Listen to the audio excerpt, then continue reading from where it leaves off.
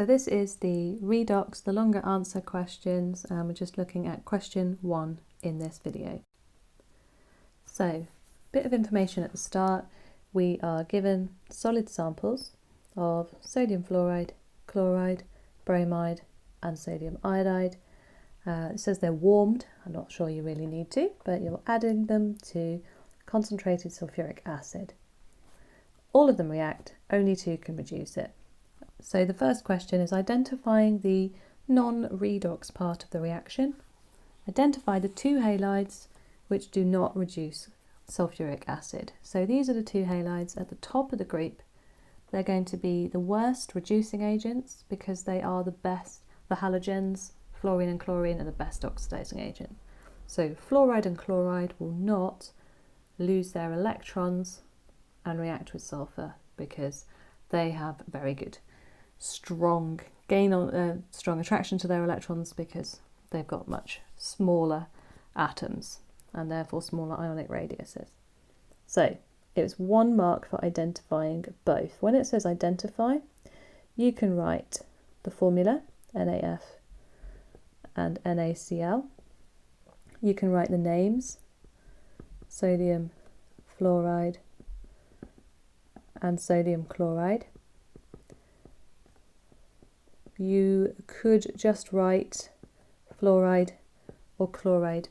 Be super careful that you didn't answer this with fluorine and chlorine, or just F and Cl. So again, you could write F minus and Cl minus. So there are 4 options that are correct, but please don't just write F or Cl because that's unclear as to whether you're talking about the ions or not.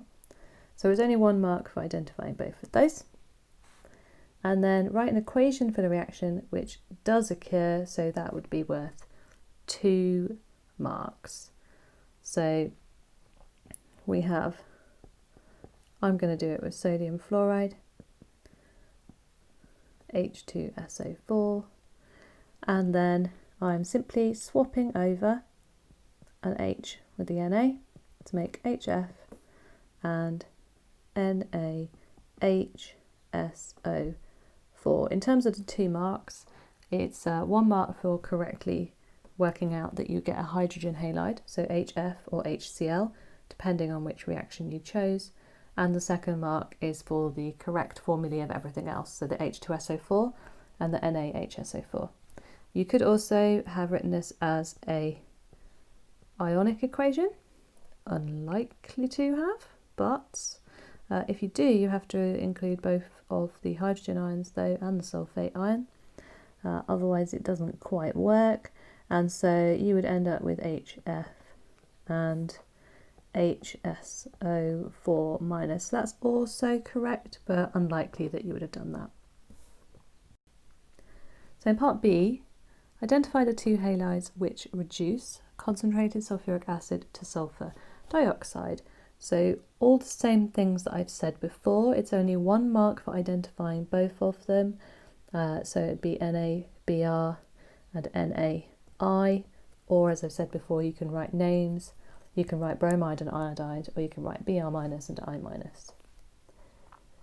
For one of these halides, write separate half equations for the oxidation and reduction processes. So we've got 1 mark for identifying these 2. It's 1 mark for the equation that involves the halides, and that's just because the halide half equation is really, really common.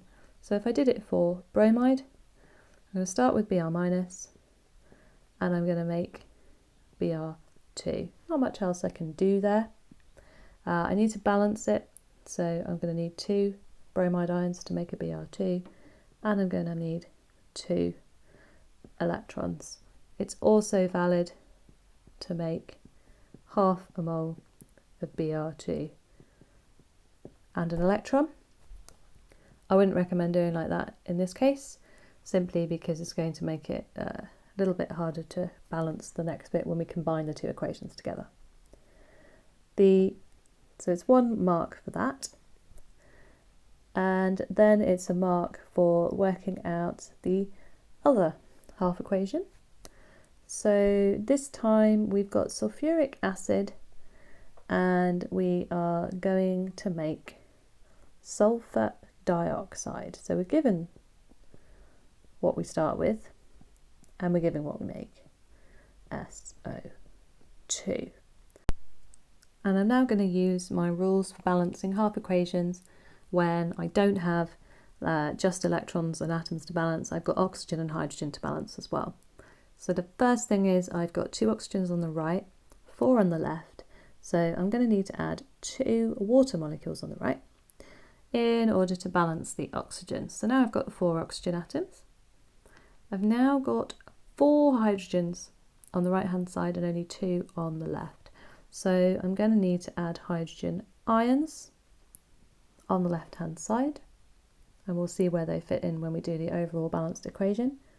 And then in terms of oxidation numbers, I'm going to use oxidation numbers to balance the electrons. So in H2SO4, the sulfur is in a +6, and in SO2 it's in a +4. So I need to gain 2 electrons in order to balance that equation. I can check with the charges. 2 plus 2 minus gives me no overall charge on the left, no overall charge on the right. So I can now combine these 2 equations, and it turns out I can combine them very easily as simultaneous equations because number of electrons balances. And what I can also do to simplify it is you can see that you have 2 H pluses and 2 Br minuses. So what I can do, I can write them separately, but it's more likely that I would write them like this. So I start with HBr, add H2SO4, I'm going to make Br2, SO2, and 2 lots of H2O. So actually, although we add sodium bromide, there is sodium present. If I put it in here, I'm just going to end up with NaHSO4, but that's not part of the redox equation, so I don't need to include it. And so actually I'm just going to start with HBr, which happens when the hydrogen ion gets transferred to the bromide anyway in the first reaction.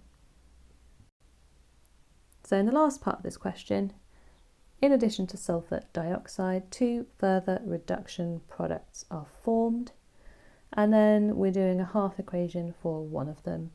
So this time it's feeling a little bit generous, and you get 1 mark for each of the reduction products because you're not just guessing from a list. So incidentally, the reason why you only got 1 mark for identifying 2 halides was for 2 reasons. One, you had a list of 4 halides, so you already had a sort of 1 in 25 chance for each one if you had no idea.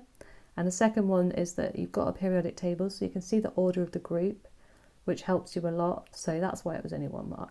Here you've got less information. So when it comes to identifying, remember we can name or we can formula, but we need to be sure what we're doing. So sulfur is fine, S is fine. I suppose if you were really up on, you'd been reading around, you might even write the formula of sulfur as S8 because it actually is, but that's really not necessary. S is fine for sulfur.